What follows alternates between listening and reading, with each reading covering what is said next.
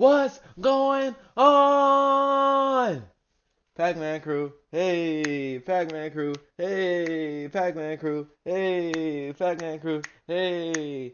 Yo, we here with another banger. The FBI's top 10 most wanted list explained. I done seen a couple people react to this, but I don't care because it's my reaction channel. I don't know what's going on with YouTube today. Why I made three videos, mind you. This would have been a record for me making 4 videos in one day. I really need to make at least 10 videos in one day because some gotta blow. Some gotta blow. I don't care. But 3 videos all blocked because of copyright. Why is it on YouTube if somebody react to it, you're gonna copyright it? Like, I done wasted 3 times of reaction videos because I've been fucking getting everything blocked every time I make a video. And I didn't see people react to this. So this is why I'm reacting to some of the other people I react to before you ask me that question. But FBI's top 10 most wanted list explain. Let's get into it and let's hope this shit doesn't get blocked. The fuck? 5 years, the FBI's top 10 most wanted list has helped bring down some of the nation's most dangerous criminals. As for what makes the list special, it only features criminals that the FBI deems to be especially serious threats to society. And to get on it, you basically have to do something extremely messed up or have a very lengthy record of major crimes. The story behind the list goes that back in 1949, a reporter asked the FBI to list out the 10 toughest guys that they were trying to catch so they could ask the public for help. After obtaining the list, the reporter published the criminals' pictures on the front page of the Washington Daily News, and the rest is history. Since then, the FBI has been able to catch almost 500 wanted fugitives thanks to public tips. These are the current criminals on the list. Whatever Vatil Hami did, he's guilty. Look at that face. Look at that face. Look at that. I know they told him they was finna take a picture, so why he made this face? I don't know. So whatever he did, he's guilty. Bhadresh Kumar Shetanbai Patel. What the hell did he do? On April 12, 2015, a CCTV camera captured 2 Dunkin' Donuts employees, one male and one female, walking towards the shop's back room at around 9:30 p.m. before disappearing from view.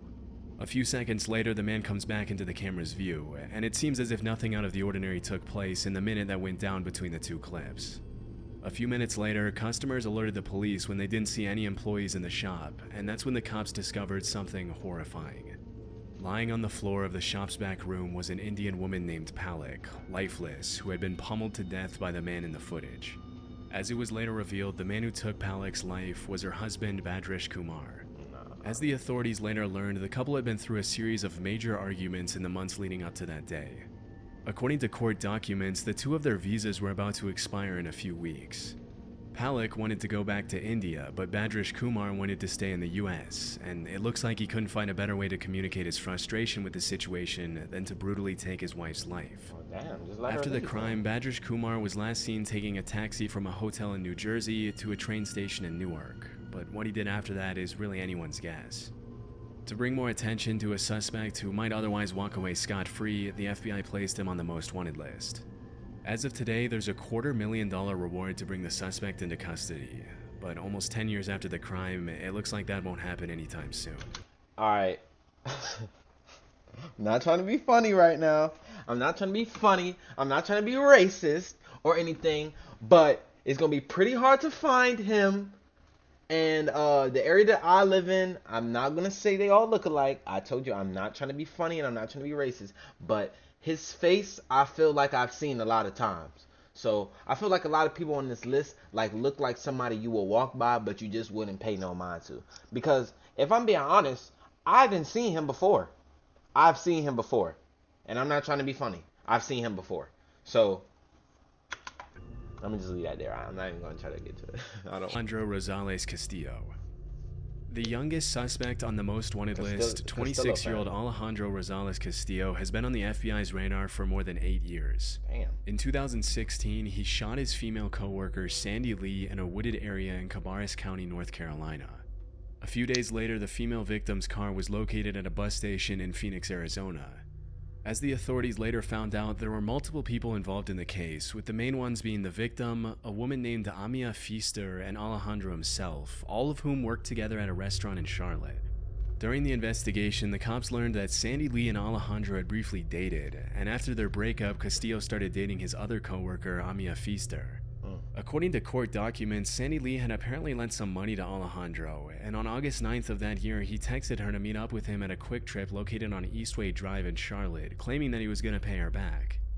Disturbingly, that's when Castillo decided to rob her at gunpoint, take her life, and flee to Mexico.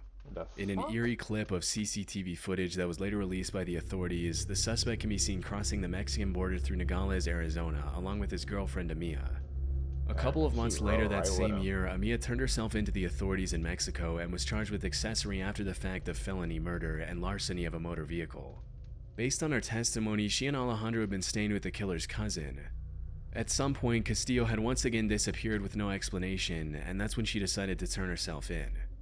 As of 2024, the FBI has no further clues that could lead to Castillo's arrest. Right now, all they know is that he's probably still living in Mexico. The last time he was seen, he wore his hair short and shaved on the sides, but that's pretty much all they have to go on.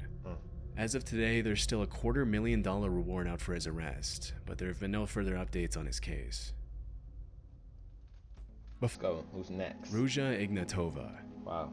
In 2016, the Bulgarian entrepreneur Ruja Ignatova stepped on stage in a beautiful red dress at the Coin Rush global event in Wembley, London to talk about her vision for the future of her crypto company OneCoin. During the presentation, she claimed that in 2 years, everyone would forget about Bitcoin and that OneCoin would dominate the crypto world as the one true cryptocurrency.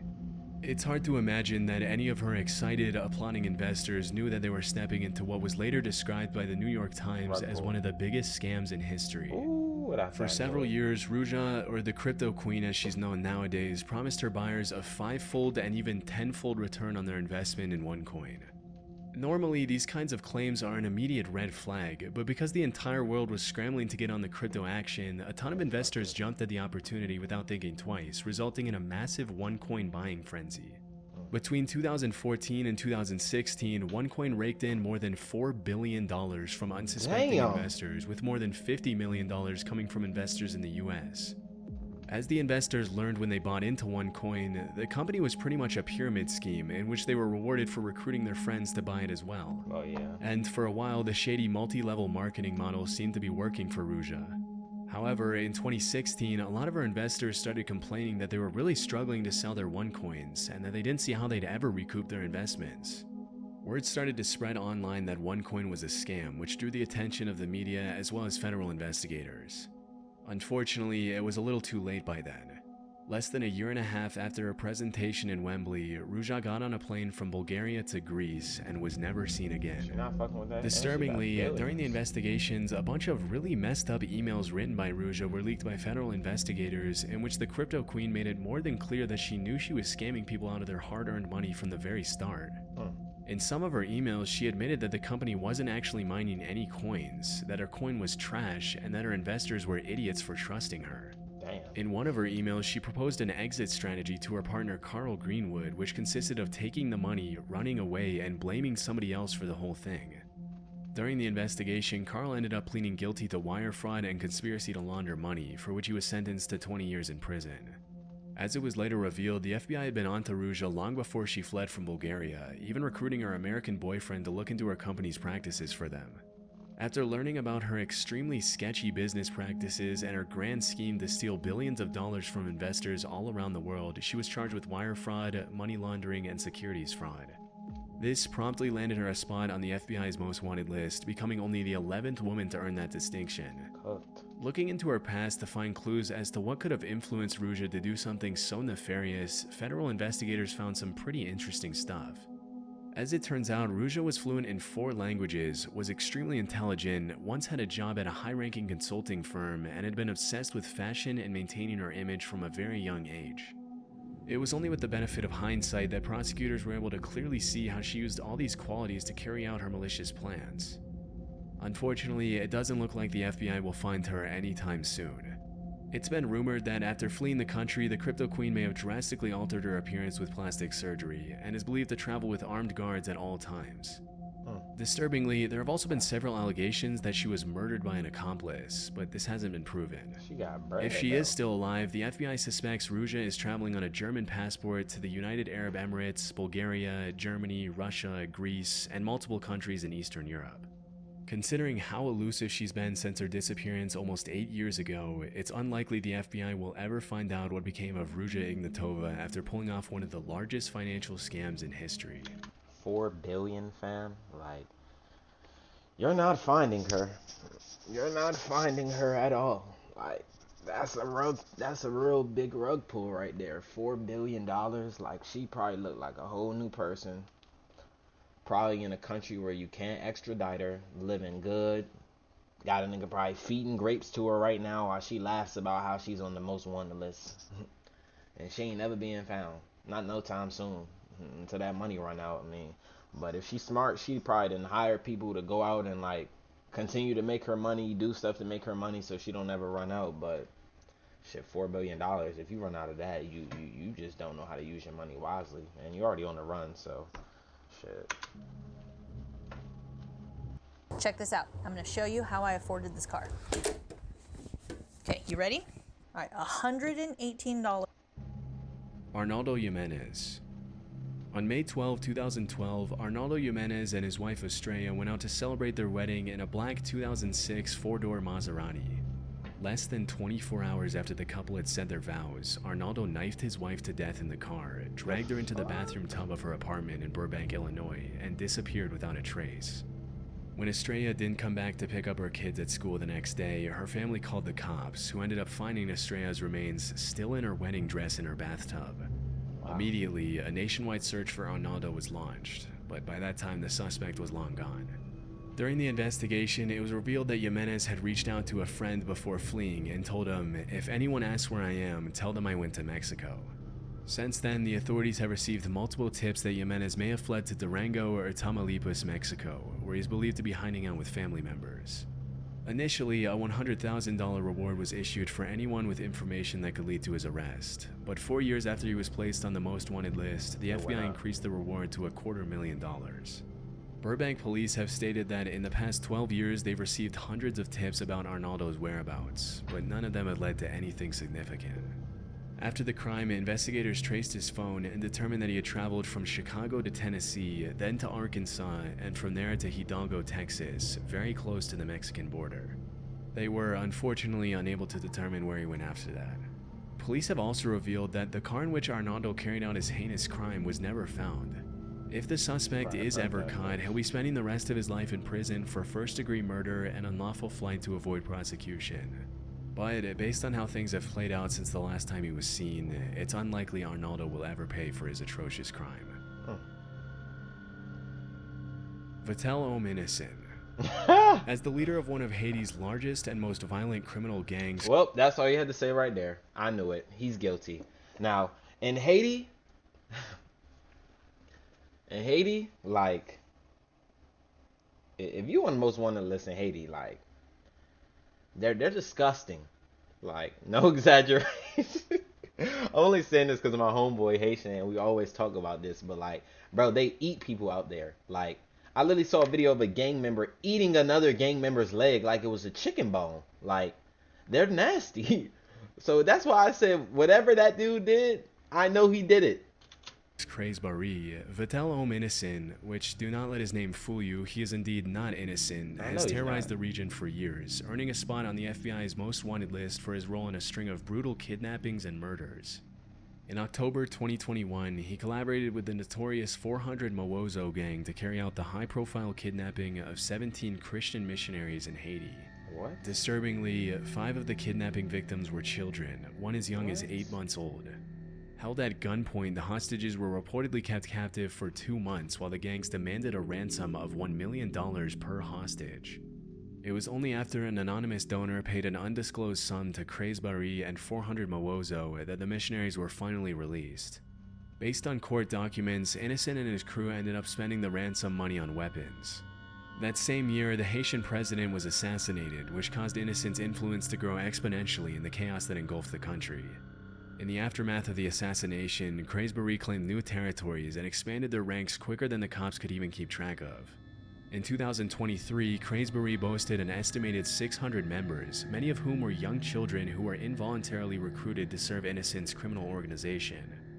Almost exactly 1 year after the kidnapping of the Christian missionaries, Cranesbury kidnapped 2 U.S. citizens under Innocent's orders, Marie Odette Franklin and Jean Franklin. Unfortunately, one of the victims did not survive, while the other was held for a $300,000 ransom. Somehow, Innocent still managed to walk away scot-free. In April 2024, CNN released an interview where Innocent brazenly showed off his luxury home, which sticks out like a sore thumb in the extreme poverty surrounding him. Surrounded by gold-rimmed couches and chairs, Innocent explained to the reporter how he came to power. In the interview, he shamelessly blamed Haiti's corruption on the country's politicians, refusing to take any responsibility for his own actions.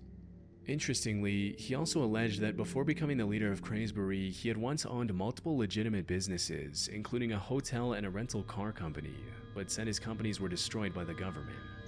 According to multiple crime analysts, Innocent was once a political activist before he turned to violent crime to maximize his influence.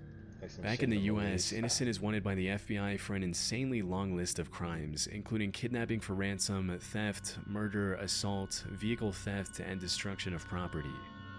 There's a $2 million reward for information leading to his arrest, but with powerful connections and an armed gang, it'll be pretty tough to ever bring him to justice. Hear that burn? Not happening. In 2022, the FBI released 2 eerie before and after clips of a man walking into and then running away from a shopping mall area on August 15th, 2019. The man seen in the video is 29-year-old Omar Alexander Cardenas, and let's just say that he didn't exactly go shopping in the time that elapsed between those 2. No, it ain't no way. It ain't no way ain't nobody could have caught him running like that. Clips. After disappearing from the camera's view, Omar walked up to a man standing outside the Hair Icon barber shop at an outdoor shopping center and fired several rounds from his semi-automatic handgun at his head, killing him instantly. Immediately after committing the crime, Omar fled the scene a little after 4 p.m. as he can be seen in the eerie FBI footage. A suspected member of the Pierce Street gang in Los Angeles, and often going by the nickname Dollar, Omar is suspected to have fled to Mexico to seek refuge among his relatives. In September 2021, a federal arrest warrant was issued for the suspect after he was charged with murder and unlawful flight to avoid prosecution, thanks to which he was pinned on the most wanted billboard. Even though he committed a brutal crime pretty much in broad daylight and didn't exactly shy away from the cameras after doing it, the cops seem to know surprisingly little about Omar. The only things they really know about him are that he's around 300 pounds, wears thick prescription glasses, has at least 1 tattoo, and is considered armed and dangerous. Which alone is hardly enough to track down a criminal who's crossed international borders to flee prosecution. With time, hopefully more information will surface leading to his potential extradition and arrest, but for now, it looks like Omar will remain a most wanted criminal. Yulan Adonai Archaga Carayas. Back in the 80s, a gang known as the Mara Salvatrucha was set up to protect Salvadorian immigrants from other gangs in the Los Angeles area. Fast forward a couple of decades, and the Mara, or the MS-13 for short, had become one of the most brutal and violent criminal organizations in the world. Nowadays, MS-13 has a strong presence in El Salvador, Guatemala, Honduras, Mexico, the US, Canada, and even Spain. They engage in all kinds of criminal activity, from drug trafficking, human trafficking, extortion, murder, and racketeering, often using extreme violence to maintain their influence and control. For many years, a man named Yulan Adonai Archaga Carayas operated as the head of MS-13's criminal activities in Honduras, providing support and resources to the gang in Central America and the US with firearms, narcotics, and loads of cash. Often operating under his alias Porky, Yulan is wanted by the FBI for trafficking multi-ton loads of drugs through Honduras to the US and for the killing of several rival gang members. Among Porky's colorful criminal charges, you'll find everything from murder to racketeering conspiracy to drug importation to possession of machine guns. Even though he's only around 160 pounds, Yulan is considered one of the most powerful men in Honduras, as the MS-13 gang has had the country in a chokehold for years. The most shocking part of the story is that at one point, Porky had already been apprehended by the Honduran authorities and was even taken to a courthouse for a hearing on charges of murdering 2 Honduran prosecutors. But during the hearing, 20 armed men dressed up in the same clothes as the anti-gang police units walked into the building escorting a veiled suspect and suddenly opened fire on the guards. Whoa. In just a few seconds, the men subdued the guards and safely escorted Porky out of the courthouse, killing 4 police officers in the process. Damn. For obvious reasons, Porky is considered armed and extremely dangerous. Due to the sheer nature of his crimes, the FBI is offering $5 million. $5 million? Nigga, I'm going to get this nigga right now. I'm going to get him right now. The fuck? It's time. It's time. I'm not playing. I need my army right now. We going in, we walking into Honduras and everybody getting paid handsomely. I need the best of the best. I need the best of the best. Cause this ain't gonna be no easy. This ain't gonna be no easy nigga to take down. Trust. Bros over here has an entire detail, an entire GTA heist to come break him out of jail. So yeah. God damn though. Information leading to his arrest. One of the things that makes it extremely difficult to track a suspect like Porky down is that he's taken every possible measure to fly under the radar. Although he's believed to still be in Honduras, he and his security team use untraceable numbers from Israel and Poland, and he goes to extreme lengths to keep his whereabouts a secret when he contacts his family. Although the hunt for Porky is far from over, he's likely to remain one of the most elusive and dangerous fugitives on the FBI's most wanted list for years to come. Shits, though. Alexis Flores. Doing shits. That's One real. seemingly peaceful afternoon in July 2000, 5-year-old Ariana de Jesus was playing on the street in Philadelphia with her sister and friends when her mom went out for a quick trip to the store. When her mom came back, she started living every parent's worst nightmare. Ariana had been taken by a suspicious man. No. Immediately, her mother reported her missing, triggering a citywide search for the 5-year-old girl. In a desperate effort to bring more attention to the disappearance, Ariana's family and friends covered every neighborhood wall, light post, and stop sign with flyers and missing posters, but nobody had any clue what had happened to the little girl. Unfortunately, after a few weeks of searching, the cops found her unresponsive in the basement of an abandoned apartment building just a few blocks away from where she had been taken. Disturbingly, the authorities also found a t-shirt featuring a bold political logo at the crime scene, which they deduced belonged to the suspect. During the investigation, a man came forward stating that he was pretty certain the t-shirt had belonged to a guy he only knew as Carlos, a drifter he had once employed as a handyman. Unfortunately, despite the promising lead, the case went cold for several years, leaving Ariana's family devastated and confused. It wasn't until 2007 that the authorities were able to analyze the shirt again thanks to recent advances in DNA technology, and what they found changed the course of the investigation forever. The DNA in the shirt was a perfect match with that of a man named Alexis Flores, who had been arrested in Arizona in 2002 for shoplifting and in 2004 for forgery. Unfortunately, by the time his DNA was linked to the crime, he had already been deported to Honduras years earlier for other, less serious crimes. As the police would later find, finding Alexis Flores was going to be a lot more difficult than they initially thought. Throughout his colorful criminal career, Alexis had provided multiple fraudulent dates of birth and names. Despite his inclusion in the most wanted list, the only things the FBI really knows about him are that Alexis is around 5'4", 130 pounds, and has visible scars on his forehead and right cheek. Due to his crimes, he's obviously also considered armed and extremely dangerous. With a $250,000 reward on his head for the crimes of kidnapping and murder, you would think that someone would have come forward with information on this guy, but 24 years after the crime, Alexis has remained unfound. Crazy. Disgusting. Wilver Villegas Palomino. The National Liberation Army, or ELN, is a Marxist-Leninist guerrilla insurgency group in Colombia, often referred to as Colombia's last true insurgency and one of Latin America's most powerful criminal organizations. In the past few years, the ELN has expanded aggressively into Venezuela, thanks to which the National Liberation Army now has over 6,000 active members. Interestingly, for the first few decades after its foundation, the group mostly focused their efforts on kidnapping, extortion, and attacking oil infrastructure.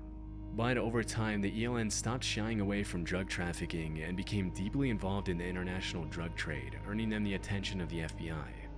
In 2023, Wilver Villegas Palomino became the 530th addition to the FBI's most wanted list on multiple serious charges ranging from narco-terrorism to murder to drug trafficking. Often running under the alias The Hog, Palomino is a high-ranking member of the National Liberation Army who's been involved in a 20-year conspiracy to distribute drugs from Colombia to the US, thanks to which a warrant for his arrest was issued back in 2020. Wilver has also been accused of murdering multiple human rights advocates in Venezuela and the Catatumbo region in Colombia between 2017 and 2019. Due to his high rank and his responsibility in flooding the streets of Houston and other major U.S. cities with drugs, the United States Department of State's Narcotics Rewards Program is offering a reward off that shit. Due to his high rank and his responsibility in flooding the streets of Houston and other major U.S. cities with drugs, the United States Department of State I ain't never seen Narcotics Rewards Program like, yo, he really off that is shit. offering a reward of up to $5 million for information leading to Palomino's arrest. As of today, it's a complete mystery where this guy is, but considering the ELN oversees the production of over 200 tons of drugs which are later distributed worldwide, obviously including the US, it makes sense why he was put on the list. Serving a country. Donald Eugene Fields II. Since 2022, Donald Eugene Fields has been wanted by the FBI for the alleged trafficking of at least one child in Missouri between 2013 and 2017. According to the authorities, Fields took a 14-year-old girl and offered her to his friend Ted Sartori Jr. in exchange for cash, cars, motorcycles, vacations, and Christmas presents. Last known to live in Franklin County, Missouri, Fields has apparently been moving around the country since 2022, working sporadic jobs as a tree trimmer and independently selling used cars in an effort to fly under the radar. Based on court documents, it's believed that Donald probably took more than one victim, and that he might be hiding out with his girlfriend Jennifer Isgriggs, who is also wanted on a felony warrant for failure to provide child support. Since 2022, the cops have received multiple tips indicating that Fields spent some time in the Tampa area, and as soon as they heard that, they started running Facebook ads with his face on a most wanted poster to ask for the public's assistance in locating him. Unfortunately, it's likely that by then Fields had already fled to Stover, Missouri. The FBI has also placed large billboards with Fields' face in cities where he's known to travel, but so far it seems like he's managed to stay a step ahead of the cops. Earlier in 2024, Sartori, Fields' partner in crime, pleaded guilty to his charges and will face up to 30 years in prison. He'll also likely have to pay $25,000 in restitution to his victim. Based on court documents, he'll be officially sentenced in early November 2024. As per the FBI's description of the suspect, Fields has multiple scars on his body as well as a tribal print tattoo on his right shoulder. With such a big effort being made by the FBI to make this guy's face known, hopefully someday he'll be recognized by someone and promptly turned into the authorities. But for now, the cops have urged the public to consider him armed and dangerous. Shit, man. A lot of this stuff has just been, you know what I'm saying? They made a crime. They made a crime and then they fled, and they haven't been found since then. I mean, granted, like a lot of the stuff they shouldn't be doing on here, but I'd say the most worthy ones are obviously the people with high power, you know what I'm saying, who get a lot of people killed, do stuff like that. Like, I can understand that, but I mean, some of these people are just sick individuals. So, but you know what I'm saying, that's gonna be it for today. You know, good video, very educational video, you know, for y'all, you know, y'all want to know how to get on the top 10 most wanted list. Just be a dumbass, kill somebody, and be on the run. But yeah, man, we gone, man. We gonna be back for another one. Pac Man out.